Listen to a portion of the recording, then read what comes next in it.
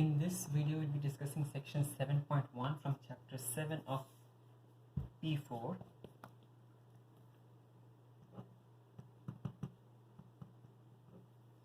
And this chapter is going to deal with vectors. Okay, so in section 7, vectors will we do have relatively new topics in P4 chapter 7, but section 7.1 is actually going to be more a revision of what we learned back in O-level mathematics, and also a lot of these topics had already been taught again in physics and also in mechanics if you had taken M1 as part of your AS level mathematics studies. So in this the first section for vectors, we are just going to revise what vectors are. Okay, so vectors are directed line segments and they have got both magnitude and direction. Okay, you have both magnitude and direction. All right, and a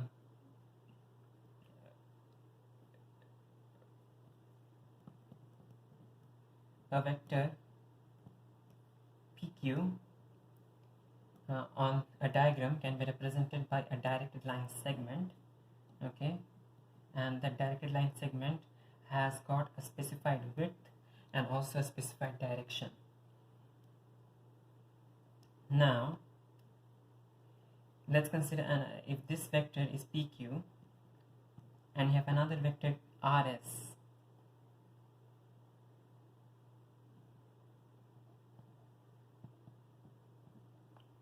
Okay, if we have a vector PQ and another vector RS, PQ is equal to RS, the two vectors are equal only if both their magnitudes and directions are equal.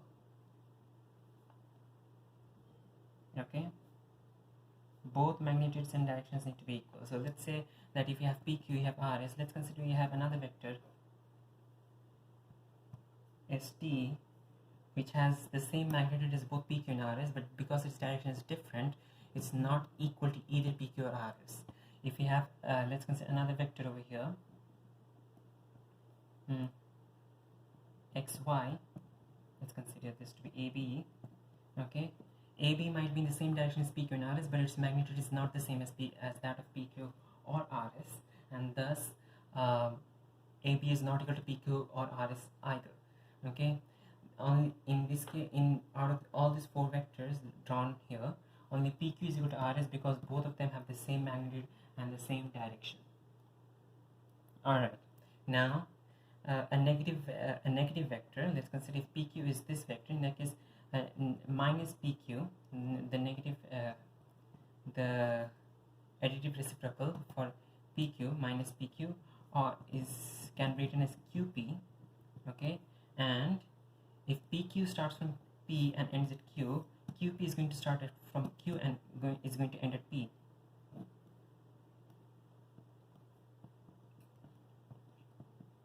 Okay, so in this case, notice that PQ and QP have the same magnitude, but they have opposite directions, and thus we have the minus over here. Okay, so again, if PQ and QP are additive reciprocals of each other, in that case, PQ is equal to PQ is equal to minus QP, since PQ and QP both have the same magnitude, but they're in opposite directions. All right. Now we do have the triangle law for addition of vectors. If we have a vector A and a vector B,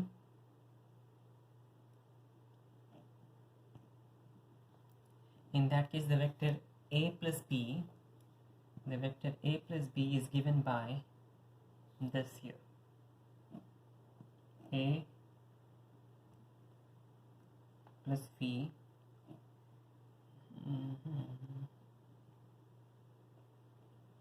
Okay, so this over here is A plus B. Okay, so if you have A and B, in that case you start from the tail of A and end at the head of B. So A plus B is given by this vector over here, A plus B. Okay, And if you have a subtraction, okay, a minus b is the same as adding a and minus b.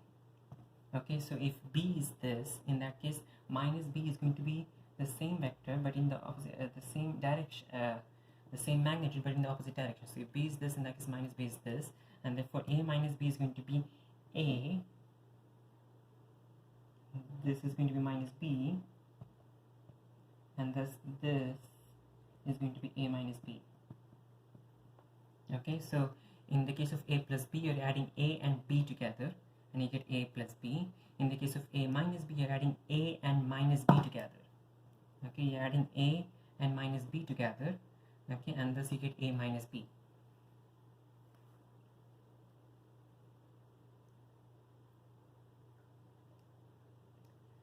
And we do have the zero vector.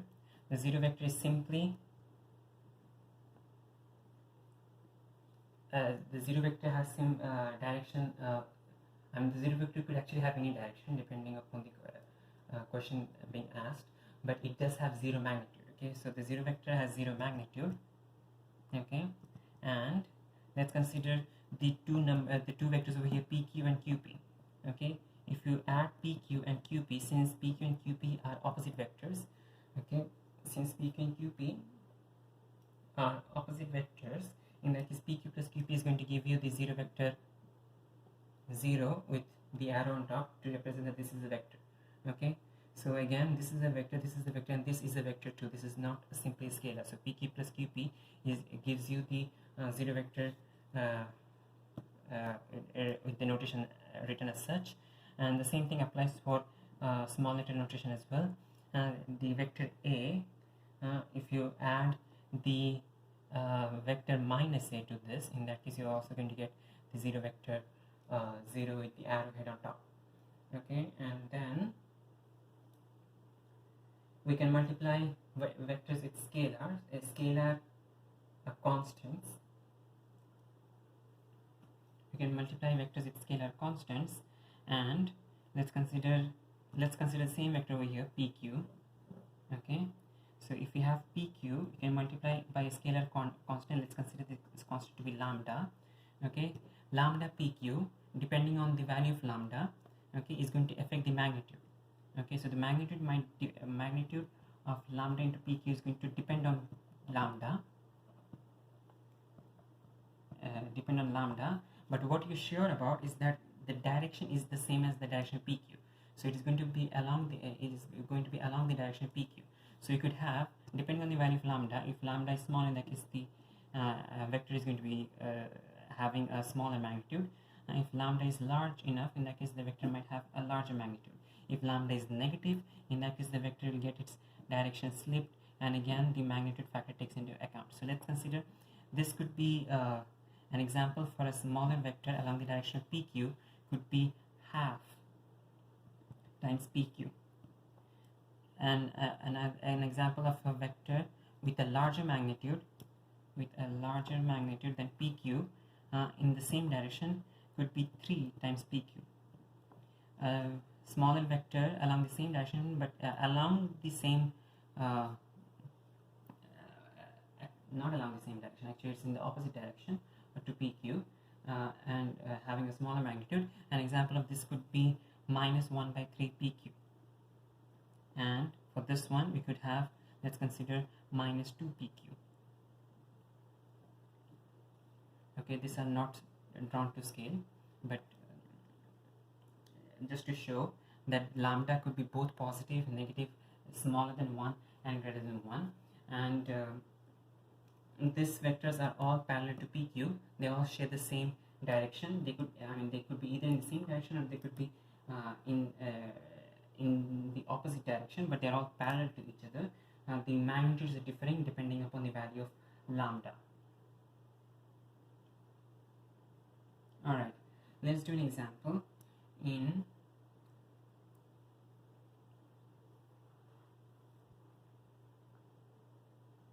question number 3 on exercise 7 on page 101. Question number 3 in exercise 7 on page 101, they have the diagram drawn as this.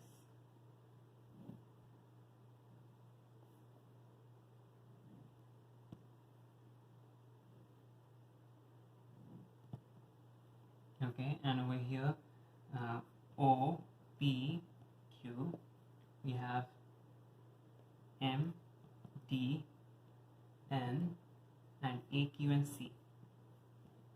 Okay, now the question, the OP is represented by the vector P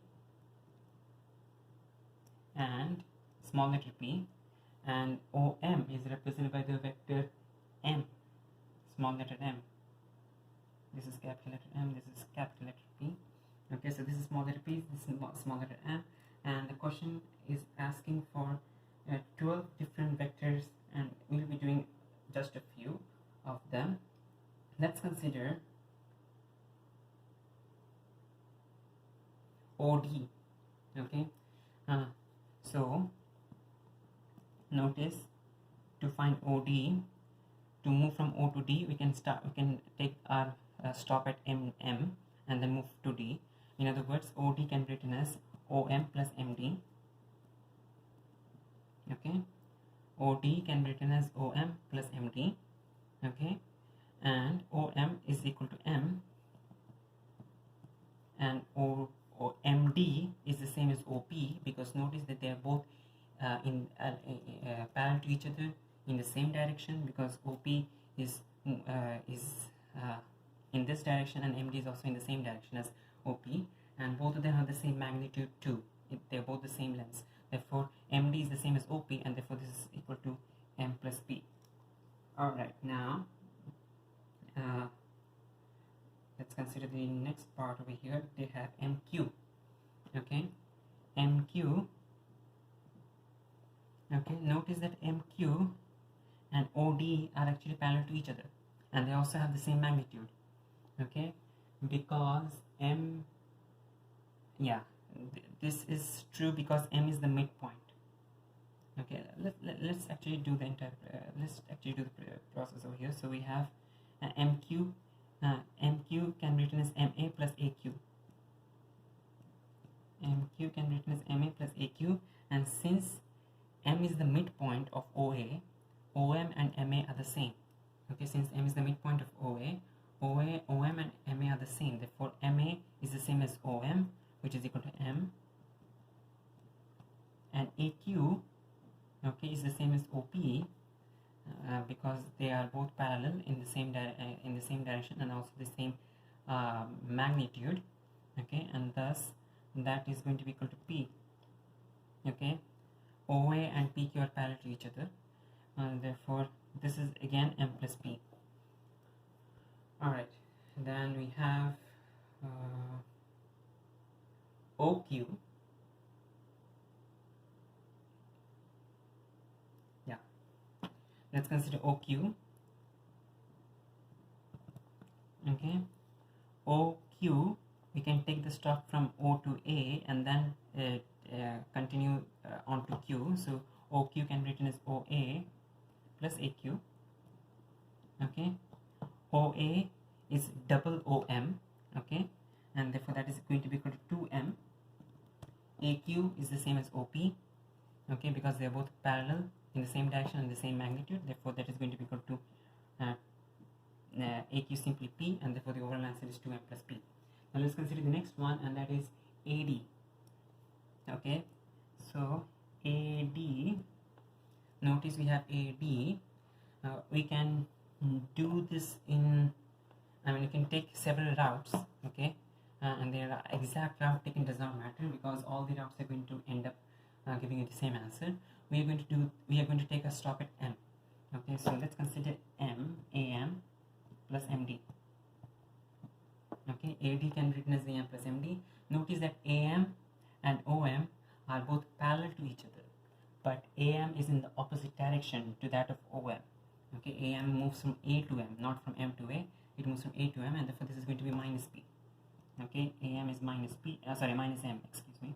AM is minus M, and MD is the same as OP. Okay, because they are both in the same direction and also they have the same magnitude, therefore this is going to be minus M plus P, and we can write this as P minus M. Alright, next we have is CD. Okay, CD. Now we could let's consider CQ minus QD for this one. For CD is equal to CQ minus QD. Okay, and CQ is the same as AQ because P is the midpoint of OQ and Q is thus the midpoint of AC. Okay, Q is the midpoint of AC, and that has been given in the question. So since Q is the midpoint of AC and P is the midpoint of OQ, okay, and this is the entire thing is a parallelogram, QC, AQ, OP, and PQ are all the same. Okay, so QC is the same as AQ, which is the same as OP, and that is P. But the vector that we need is CQ. It moves from C to Q, therefore it is in the opposite direction to P, and thus it is going to be minus P. Okay, now we need QD. Okay, QD is the same as DP because of this points being the midpoint. So QD and DP are the same.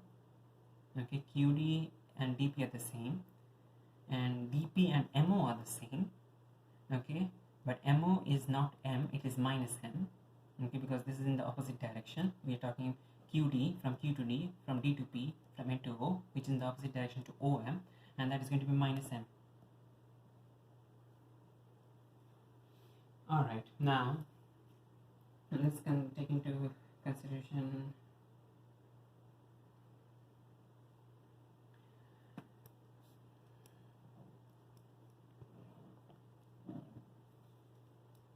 if there are two vectors given. Let's say that you have a vector given as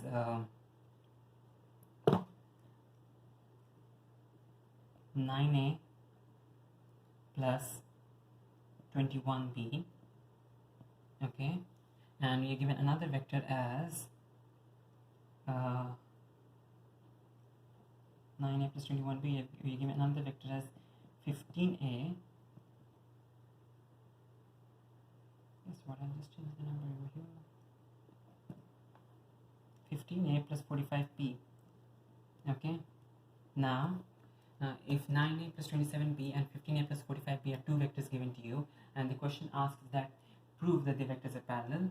Okay, to prove that two vectors are parallel to each other, you need to prove that they are in the same direction. Okay, so to prove that two vectors are parallel to each other, you need to prove that they are both in the same direction, or in other words, one of them is going to be a multiple of the other one. Okay, so the general rule is if let's consider M and N are parallel. Okay, if M and N are parallel, in that case you can express M and N as scalar multiples of each other. M is equal to lambda times N, or you could express N is equal to mu times M. Okay, either way you can express it. It does not matter who you place the coefficient before. Okay, but you can express it as a coefficient of the other coefficient as a scalar multiple of the other vector. So in this case, if these two vectors are parallel to each other, you need to be able to prove that they are scalar multiples of each other, and it is going to simply involve simple division of the coefficients. And you notice that 15a plus 45b can be written as 5 by 3 of 9a plus 27b. Okay, 5 by 3 of 9a plus 27b. Notice that 9a plus 27b is the same as this vector over here, therefore this is 5 by 3, okay, times this. So, or in other words, this vector is 5 by 3 times this vector. So since they are just scalar multiples of each other, okay, since they are scalar multiples of each other, they are parallel. Okay, now if are they equal to each other? No, they are not equal to each other, because every component needs to be equal. Okay, we are assuming that a and b are not the same vectors. Okay, so if a and b are not the same vectors, in that case each component, okay, needs to be equal. So 9a is not equal to 15a and 27b is not equal to 45b. Okay, and thus these two vectors are not equal, but they're parallel because they share the same direction, which is proven by this particular expression. Okay, you can write one of the vectors as a scalar constant of the other vector. Now let's consider example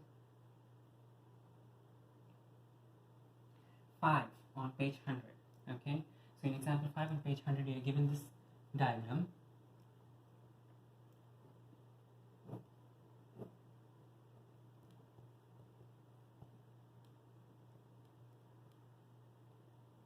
We have a triangle ABC, okay, and P is the midpoint of AB, and Q is the midpoint of BC, and you're asked to find several different. Okay, actually Q is not the midpoint of AC. Q actually divides AC in the ratio 3:2. Okay, so Q divides AC in the ratio 3:2, or in other words, AQ is 3 parts, QC is 2 parts of AC. The entire AC is 5 parts. Okay, so Q divides AC into 3 parts and 2 parts, and the entire AC is going to be 5 parts in total. Okay, P is the midpoint of AB, so P is midway. Okay, AP and PB are both of the same length, and the question says that AB is equal to A, AB is equal to A, and AC is equal to B. Okay, and so the question asks to find 4 different vectors. You'll be doing for the time being just one of the vectors. Let's find the vector PQ. Let's find the vector PQ. Now, to find the vector PQ, we need to take since we do not have the exact expression for PQ, we have the expression for AB and AC. So we have something along this line and something along this line. So you're going to take the help of those vectors along the line of AB and AC to find what PQ is. Okay, so let's take the help of point A. Okay, so let's move from P to A and from A to Q. So PQ can be written as PA plus AQ. Okay, now let's find PA and AQ separately. What is PA? Okay, we know that AB is equal to A and P is the midpoint of A. Therefore, AP is equal to half of A. Okay, notice that P is the midpoint of AB. Therefore, AP is half of A. Okay, and therefore PA is therefore equal to minus half of A. Okay, we need to be careful of the direction. AB is A to B is A. Okay, so A is actually in this direction. Okay, PA is in the opposite direction, therefore it is going to be minus half A. Now let's talk about AQ. Okay, AQ is in this direction, and B is AC, which is also in the same direction. So in this case, you don't actually need to change the sign because they are both in the same direction. But what is the magnitude of AQ compared to that of AC? Okay, notice that you have 3 parts. AQ is 3 parts, but QC is 2 parts. What about AC though? AC is 5 parts in total. 3 plus 2 is 5. Therefore, okay, AQ is going to be equal to 3 by 5 of AC. Okay, this is simple proportion. Okay, AQ is 3 parts out of the entire 5 parts. Okay, therefore AQ is equal to 3 by 5 of AC. And what is AC? AC is simply B. So you substitute B to get 3 by 5 of B. Now substitute both this into this expression. You get minus half A plus 3 by 5 B. Okay, that's your expression for PQ. Alright, and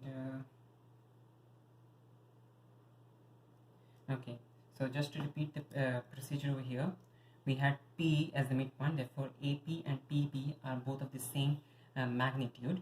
Okay, and AP is equal to half of AB, and thus AP is equal to half of A. Okay, but we need PA, therefore this is minus half A. Now AQ is not equal to half of AC because this is not exactly divided. Q is not the midpoint of AC. It divides into a 3:2 ratio. Therefore, 3 parts out of the total 5 parts. AQ is equal to 3 by 5 of AC.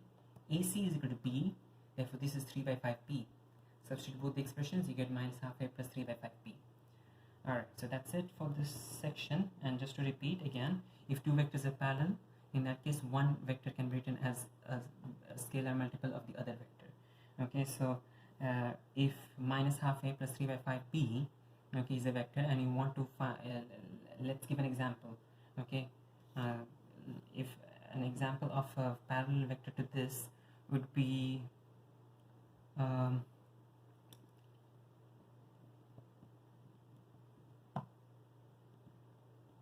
okay, notice minus 5a plus 6b. This, okay, on first look it does not look like as if these two vectors are parallel to each other, okay, because it might seem as though the coefficients are not in are not multiplied by the same factor, okay. But if you divide minus 5 with minus half, in that case you get 10. Okay, so if you divide the entire expression over here by 10, you get this is equal to 10 times minus half a plus 3 by 5p. Okay, so notice that since you can write this as a scalar, 10 times this vector, okay, therefore this vector and this vector are parallel to each other.